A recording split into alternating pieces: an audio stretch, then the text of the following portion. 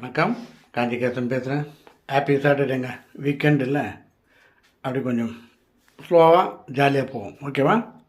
நம்ம இன்னைக்கு ஹலோ வணக்கங்க. ஒன்லி வாய்ஸ் தான். ஆமாம், எல்லாருக்கும் ஹாப்பி சாட்டர்டே.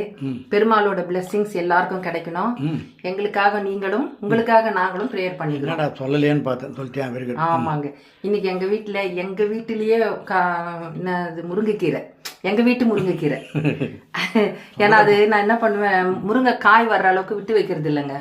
துளிர் கீரையை பறித்து எடுத்துக்கிறது. நான் இன்னைக்கு கொஞ்சம் துளிர் நிறைய இருந்தது, அதை போட்டு இந்த சிறுபருப்பும் தோரம்பருப்பும் போட்டு முருங்கைக்கீரையை நல்லா கடைஞ்சி வச்சுட்டேங்க. நான் இதில் பச்சை மிளகாய் தான் காரம், கொஞ்சமாக புளி சேர்த்துக்கோங்க. லாஸ்ட்டில் தாளிக்கும் போது சீரகமும் காஞ்ச மிளகாய் போட்டு தாளிச்சிருங்க. நல்லா ரொம்ப ரொம்ப அருமையாக இருக்கும். கொஞ்சம் நெய் ஊற்றி சாப்பிடுங்க. ரொம்ப நல்லா. நீங்கள் வந்து நொய்கஞ்சி இன்னைக்கு எங்கள் வீட்டில் வந்து நொய்கஞ்சி வச்சுட்டோம். ஆல்ரெடி செய்து வச்ச நெல்லிக்காய் ஊறுக்காவை அதுக்கு சைட் டிஷ்ஷாக வச்சுக்கிட்டேன். நான் இன்னைக்கு கத்திரிக்காயும் கருணக்கிழங்கும் பொரியல்.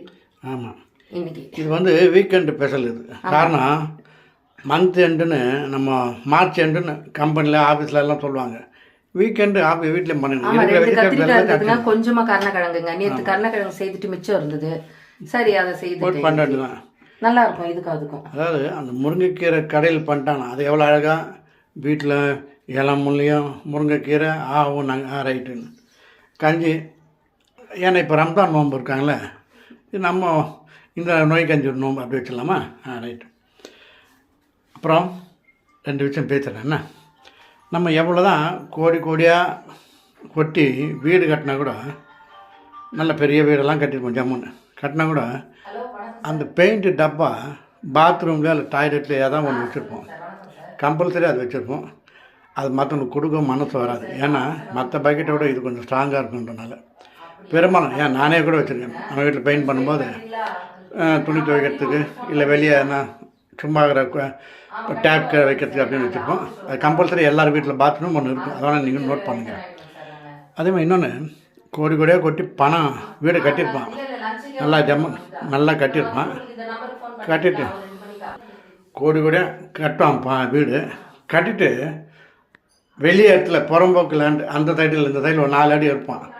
ரோட்டில் வந்து ஒரு சரிவாக போட்டு வண்டி ஏற்றுற மாதிரி அவன் ஏரியா அது வரைக்கும் தான். பொதுவாகவே நம்ம அப்படி தான் கட்டுறோம் எல்லாருமே. ஏன்னா நம்ம வீட்டு அளவில் வச்சு கட்டுறதுல கொஞ்சம் அவுட்டரில் வரும். அது எல்லாத்தையும் நீங்கள் பாருங்கள், கேட்டால் நியாயமாக பேசுவோம், எல்லாமே நம்ம செய்வோம். எல்லாருக்கும் இருக்கிற சின்ன ஆசை இருக்குது, அவ்வளோதான். யாருன்னா வந்து இப்போது ரோடு அகலப்பட்டும்போது இடிச்சுக்கோ அப்படின்வோம். அது மாதிரி பெருந்தன்மையான ஆட்கள் நம்ம தான்.